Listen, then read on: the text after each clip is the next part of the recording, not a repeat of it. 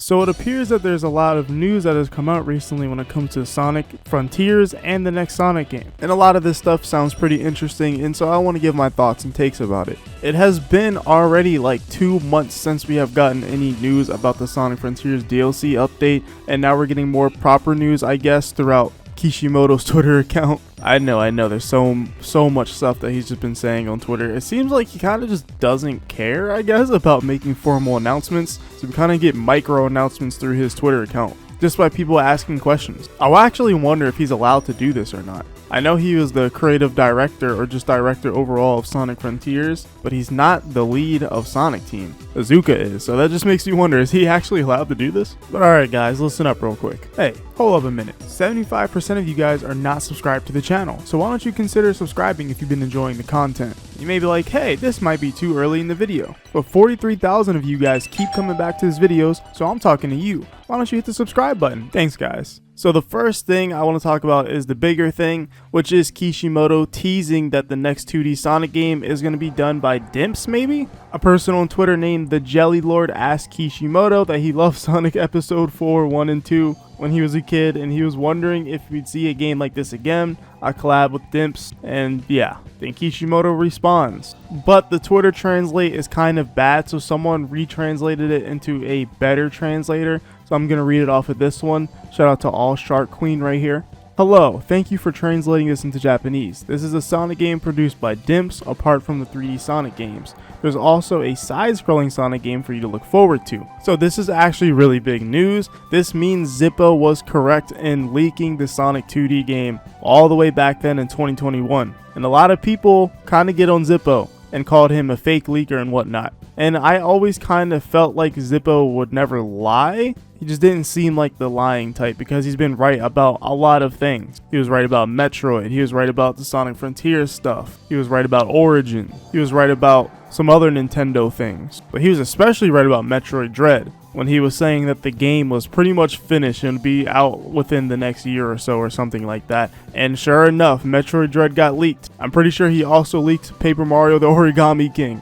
This is what Zippo does. He takes and compiles information that he has from sources and creates the leak. It's not like he's in these companies hacking into them, getting their information. So there's possibilities where he can actually end up getting fake information from some of his sources, or just not fully true information that can lead to falseness. He's not actually trying to spread false information. Usually he's spreading what he thinks is the truth. And a decent amount of times it has been the truth. But if you need a quick refresher on how he described that 2D Sonic game, he said that it was kind of like a Sonic Advance style or Rush style game with modern Sonic, and it isn't really a classic Sonic game, which would make sense if Dimps is working on it. I honestly don't know what Dimps is working on. They haven't released that many games. They released a game in 2019 and Dragon Ball Heroes World Mission in 2019, specifically PC and Switch releases, so that was already a finished game. And then another random game for Switch in 2020, and then 2022 is Dragon Ball The Breakers. So they really have not been working on much outside of Dragon Ball The Breakers, which is still also a smaller game. So it is very possible that they've just been cooking a Sonic 2D game in the background.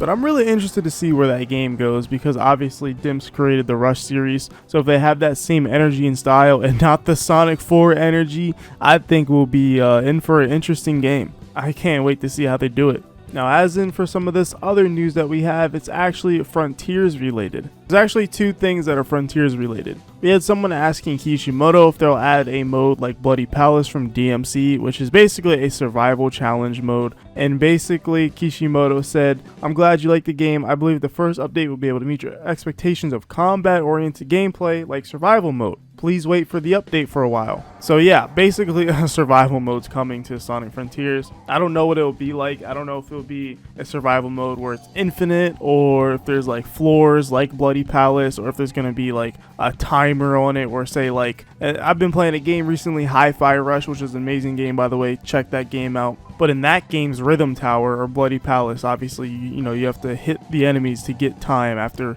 hitting on the beat and stuff. So I wonder if Sonic Frontiers will do like a timed based challenge mode or survival mode where you have to hit enemies and once you kill them you get time back on the timer. I think that would be really interesting and really put the combat to the test, especially if they use the harder enemies, or maybe even those enemies that was in the concept art. We have another tweet from someone saying, Kishimoto-san, thank you for a wonderful game. It's my favorite game right now and I can't wait for the update. Kishimoto responds saying, we apologize for making you wait for the update. The production of the first series is in the climax. I am sure that you will enjoy it. Please wait for a while. Basically, he's saying that the first update is almost done. So we can probably look forward to this update. I'd say probably about the next month or so.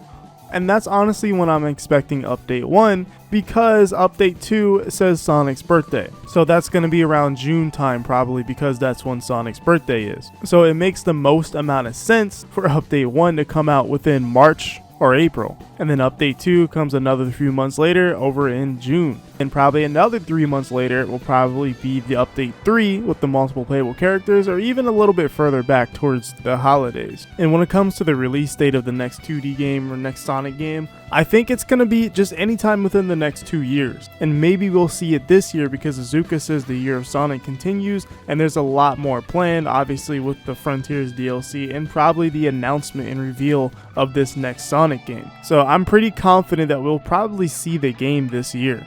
And all this hype is probably just going to lead up till the next Sonic movie, and then that movie's going to blow up the franchise again and make it even bigger with the whole inclusion of Shadow and stuff.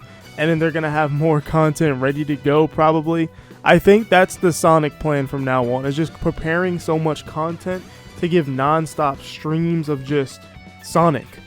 Whether it's shows, movies, games, I think they're just trying to flood the landscape with Sonic right now. And I mean, hey, I'll take it as long as it's good. That's all that really matters to me. As long as it's good content, I will take it. But yeah, that's pretty much what we have so far when it comes to the Sonic Frontiers DLC updates and when it comes to the next 2D Sonic game. We know it's real, we know it's a thing, and it's probably coming very soon. But if you guys enjoyed this video, make sure you hit the like button and subscribe. And like always, I'll see you in the next one.